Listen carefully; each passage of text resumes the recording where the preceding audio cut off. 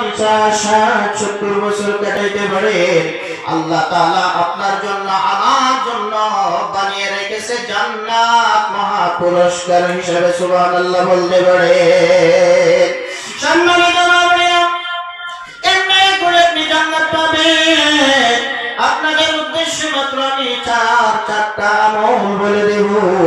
আপনার জিন্দেগির ভিতরে যদি আপনি এই 4টা আমল করে যেতে পারেন, আল্লাহ তাআলা আপনার জন্য আমার জন্য রেখে দিয়েছে জান্নাতের মতো মহা পুরস্কার।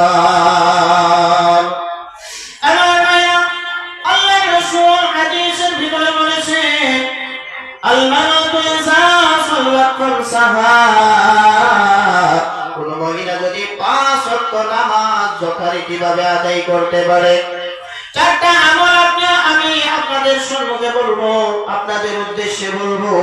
এই 4টা আমল যদি